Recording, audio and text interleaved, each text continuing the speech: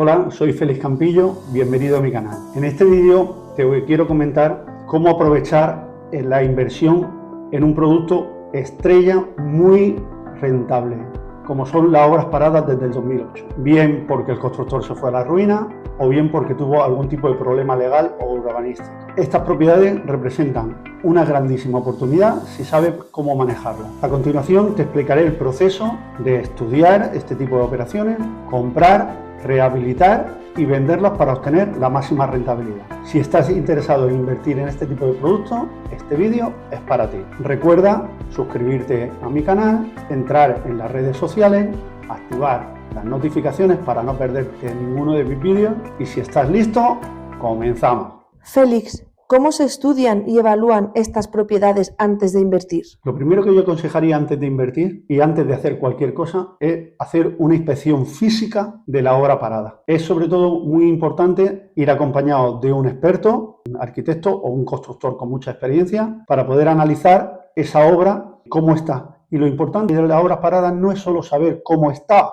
ahora, sino también saber cómo estaba cuando se paró y por qué se paró. Respecto a la inspección física, tenemos que tener en cuenta, por un lado, evaluar lo que son los estándares de construcción para saber si la obra del 2008 cumple los mismos estándares que ahora. Ya sabemos, por ejemplo, lo que ha pasado en Valencia con esa gran urbanización donde se quemaron todos los pisos porque había unos materiales que hoy por hoy se consideran inadecuados. Y otra cuestión importante en la inspección física es tener conocimientos técnicos para saber si esa obra necesita una reforma grande, no la necesita o cómo está.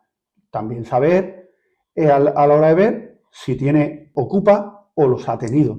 En función de la experiencia que se tiene, se puede saber perfectamente si en el proceso de compra o nada más comprar se te pueden volver otra vez a meter ocupas, por ejemplo. Eso nos lleva al siguiente punto, que es la evaluación legal. Para eso es imprescindible contar con muchísima experiencia y contar con un abogado especialista en bienes raíces que también tenga experiencia como inversor. Porque muchas veces los abogados tienen muchos conocimientos técnicos, pero no han sufrido en sus carnes los problemas y los minimizan. Otro aspecto a destacar es la evaluación urbanística. Muchas veces aquí es donde está el gran beneficio de la obra parada.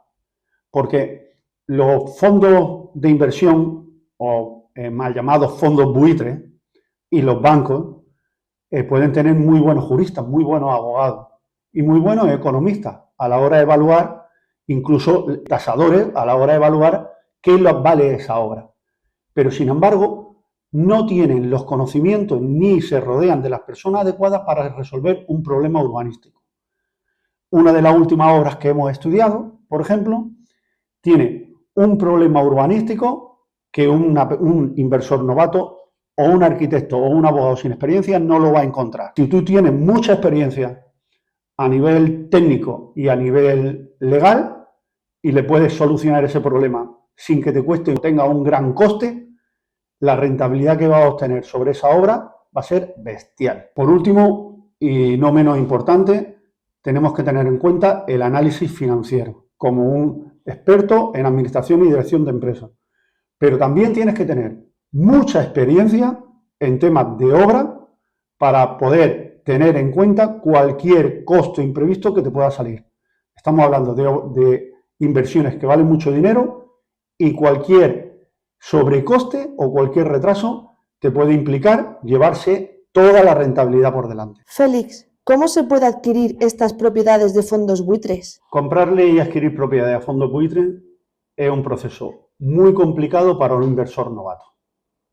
En primer lugar, respecto a la negociación, tenemos que tener en cuenta que un fondo de inversión como estos que tienen cientos de productos o miles de productos a la venta, tienen personal muy especializado y muy experimentado y se acompañan de tasadores, con lo cual saben el precio de lo que están vendiendo.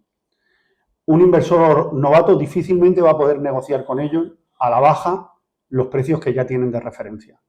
Sin embargo, si tienes la suficiente experiencia, siempre puedes detectar los errores que han cometido sus tasadores y crear las fortalezas que ellos tienen en debilidades y hacerles ver que lo que están vendiendo lo están vendiendo por un precio más alto de lo que en realidad es el mercado. Y que un producto como la obra parada de la envergadura que estamos hablando, no la van a vender fácil al precio que lo están ofreciendo. Otro punto importante que hay que tener en cuenta a la hora de negociar con un fondo buitre es todo lo que es la documentación.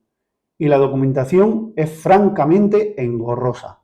Tienes que estar muy acostumbrado a manejar ese tipo de documentación porque siempre te exigen documentación para superar la ley de prevención de blanqueo de capitales y si alguien te deja dinero, también le obligan a que el dinero que te ha prestado alguien pase la ley de prevención de blanqueo de capitales, lo que se llama PBC. Entonces, ¿qué ocurre? Que yo quiero hacer una inversión, le pido dinero a mi padre y le pido dinero a 7 personas más.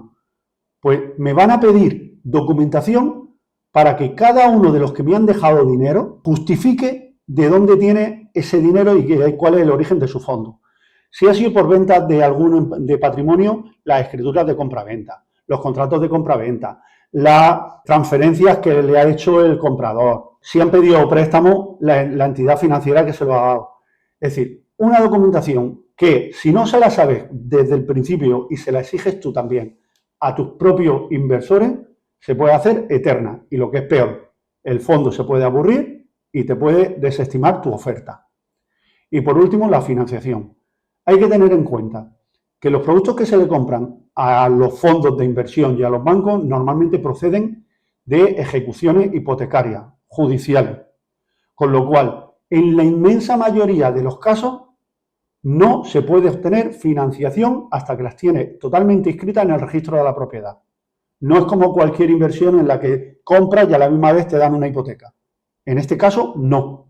En la inmensa mayoría de las ocasiones, tú compras con dinero que tú tienes y que te has recogido, lo inscribes en el registro de la propiedad y entonces en ese caso te puedes acudir a los bancos si quieres pedir un préstamo. Félix, ¿qué dificultades podemos encontrar entre un arreglo de una vivienda y la de un edificio? Las diferencias son muy grandes. Empecemos por lo que son las reparaciones estructurales. Por ejemplo, yo me encontré con un piso a reformar en Granada y simplemente queríamos pegarle un lavado de cara a la cocina y ponerlo en alquiler, que era para lo que le habíamos comprado. Sin embargo, cuando estábamos simplemente cambiando los muebles de cocina, nos llegó el presidente de la comunidad y nos dijo: oye, que sepáis que las tuberías son de hierro y a todos los vecinos le están reventando. Yo de vosotros sustituiría todas las tuberías de hierro. Y eso nos obligó a hacer una reforma integral del piso y lo que iba a ser un coste de pocos miles de euros se convirtió en una reforma de 40.000 euros. Pues imaginaros eso en una reforma de un bloque completo de viviendas, en las cuales tú has calculado las necesidades que ibas a tener de dinero para una inversión y de repente te encuentras con que necesitas una nueva inversión millonaria para poder atender a la reforma de todo ese bloque de viviendas. Como todo eso no lo tengas previsto, ¿de dónde vas a sacar el dinero para eso? Y otro problema que te suele encontrar a la hora de hacer una reforma, no encontrar los profesionales suficientemente cualificados. Por ejemplo, cuando miras un piso, tú tienes que hacer un pequeño o un gran estudio de mercado para saber si ese piso va a tener salida al mercado o no, si va a ser atractivo para la venta. ¿Por qué? Por su tamaño, por su distribución. Por ejemplo, si es una zona dedicada a gente joven y es cara, pues ahí no puedes hacer pisos de 4 o 5 dormitorios. Si los quieres vender rápido, tienes que hacerlo de 2. En el 2008 había unas construcciones de forma que las cocinas eran totalmente separadas de los comedores, de que las necesidades que tenía esa zona eran unas, y sin embargo, en 16 años, ese barrio ha envejecido y lo que era un bloque de vivienda preparado en su día para acoger a familias de gente joven, ahora tiene que estar preparado para familias ya consolidadas con personas que rondan entre los 35 o 40 años y que ya tienen varios hijos. Y a lo mejor el bloque de vivienda está pensado para viviendas tipo estudio. Pues evidentemente, si no lo has estudiado bien, el problema de rehabilitar ese edificio y adecuarlo al mercado es muy complicado. Otra cosa es el cumplimiento legal. En el 2008 había unas normas y esas normas a lo mejor en aquel momento cumplía todas las condiciones y todos los requisitos legales para tener una licencia de obra y luego una licencia de primera ocupación. Pero en estos 16 años la normativa ha cambiado. ¿Por qué? Pues, por ejemplo, como el bloque y el edificio que ha ardido de Valencia. Tenía una normativa contra incendio que ha resultado que con el paso del tiempo esos materiales que se habían colocado se ha demostrado de que son altamente incendiables y cambia la normativa. Si tú ese edificio está sujeto todavía a obtener una licencia de obra o renovar la existente, va a tener que cumplir con la normativa urbanística de hoy y puede que materiales de los que ya están colocados los tengas que demoler y colocar materiales que cumplan con los requisitos de la normativa de hoy. Eso, a la misma vez, te puede llevar problemas de presupuesto, como ya hemos dicho antes. Y en un piso, la diferencia de presupuesto pues te puede ocasionar cierto quebranto. Pero con un bloque de piso o un bloque de vivienda grande, un error en el presupuesto o no contar con un colchón para poder atender los sobrecostes, te puede conllevar a que tú mismo seas el que tengas que parar y tengas que volver a vender ese bloque de vivienda a precio de saldo con tal de poder quitártelo de encima. Félix, ¿cómo se venden estas propiedades rehabilitadas? Bueno, vender las propiedades rehabilitadas es todo un arte, pero no solo por intuición. Hay que estar muy preparado. Y a mí me ha costado muchos años de promotor, muchos estudios de dirección de empresa, mucho análisis de mercado y saber cómo hacer esos análisis de mercado. Y la experiencia la tengo gracias a que ya he vendido más de 3.000 viviendas a lo largo de mi vida. Si tuviera que destacar puntos, destacaría sobre todo algunos importantes.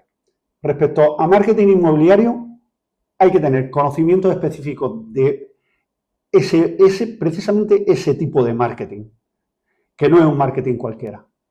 Tienes que conocer muy bien el mercado, tienes que conocer muy bien tu zona, lo que en económica se llaman análisis DAF.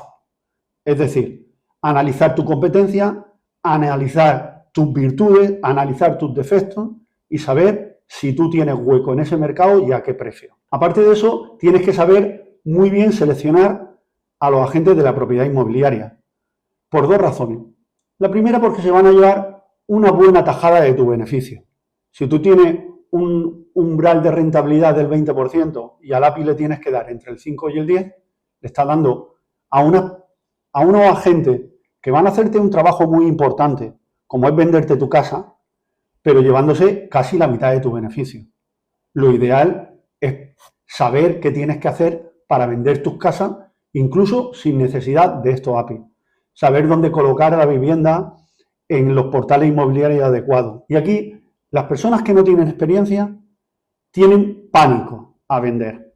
Pánico a vender porque no saben si están vendiendo caro o están vendiendo barato. Y si se equivocan en el precio y lo ponen alto, se van a tirar muchos meses para vender la casa. Y si por miedo lo venden barato, van a perder una parte importante de sus beneficios. Entonces, es importante tener experiencia suficiente, no digo ya como la que tengo yo, sino como la que tiene un promotor o un inversor que con ciertos conocimientos para poder sacar el rendimiento óptimo a la inversión que está haciendo. Yo tengo un programa informático hecho que me costó total depurarlo muchos años, que me permite, calculando el precio óptimo de una vivienda, calcular el precio óptimo del bloque completo. ¿Por qué? Porque a la hora de vender ese bloque, si tú no has sabido compensar las viviendas, y hay viviendas mejores, viviendas peores, viviendas con un diseño mejor, con un diseño peor, viviendas más grandes, viviendas más pequeñas, viviendas en esquina, viviendas dando al sur, y tú no tienes en cuenta todos esos parámetros, venderá, si tienes en un bloque 10 viviendas de cada tipo, venderás las 10 viviendas de un mismo tipo y se te quedarán sin vender las demás. Y tú lo que tienes es que el comprador que venga con intención de comprarte tenga duda de cuál es la vivienda que le merece la pena comprar. Es importantísimo tener mucha experiencia a la hora de vender el bloque completo, para que no se te quede una parte del bloque sin vender. Y luego es importante hacer el cierre de ventas. Es importantísimo tener experiencia en el cierre de ventas para saber cuánto vale tu producto y que lo vas a poder vender. Pues si eso pasa con un piso individual, un bloque de vivienda ni qué decir tiene.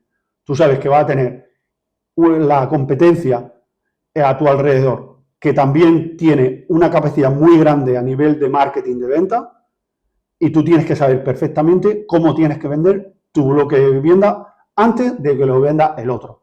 Y aquí jugamos con una ventaja muy importante. La obra parada, si hace una buena compra, la va a comprar por debajo del costo. Es decir, que si tú compras una obra parada y al lado hay un promotor que está haciendo un bloque de edificio nuevo, tú vas a poder terminar tu edificio mucho más barato de lo que al promotor le va a costar hacerlo, porque estás comprando por debajo del costo.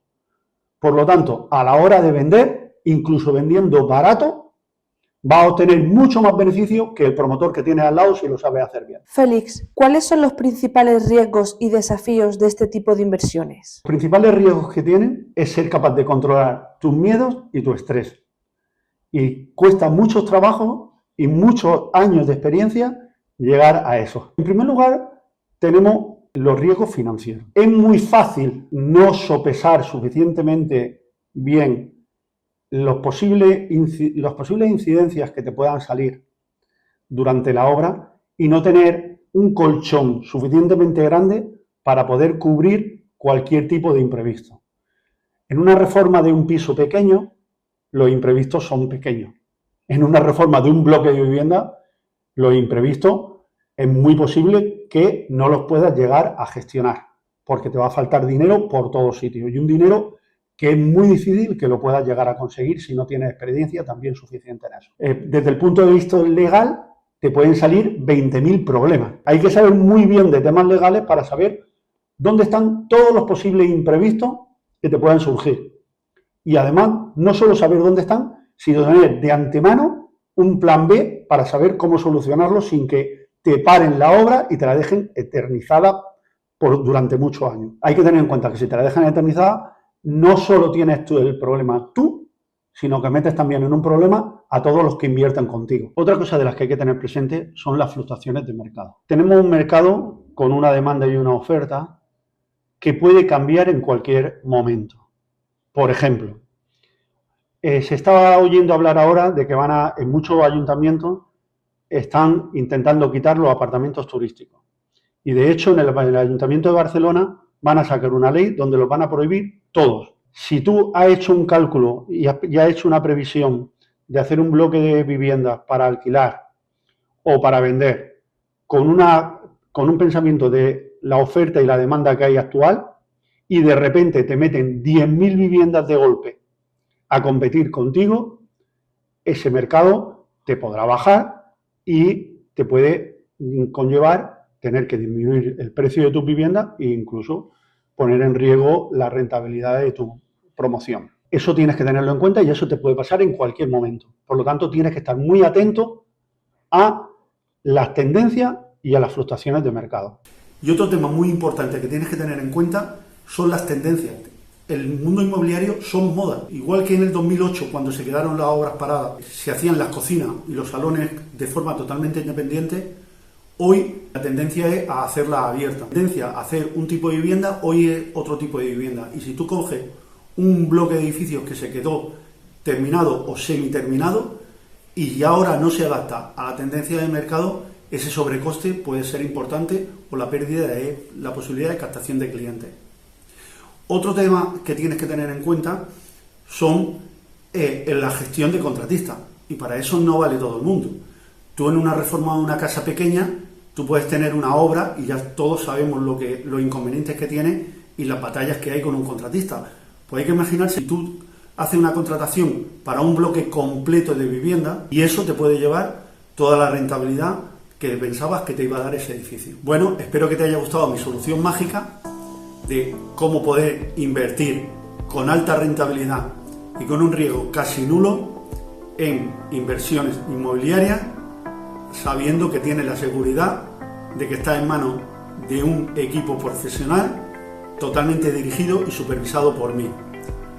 Por lo tanto, si estás interesado, te animo a que mires cómo poder incorporarte al Club Inversor Inteligente. Bueno, gracias por ver el vídeo y espero que te haya servido de gran ayuda si lo que quieres hacer son inversiones inmobiliarias. Te animo a que te suscribas a mi canal y a mis redes sociales, actives las notificaciones y, muy importante, déjame tus comentarios porque los leo todos y eso me permite poder hacer otros vídeos para resolverte tus dudas y tus inquietudes.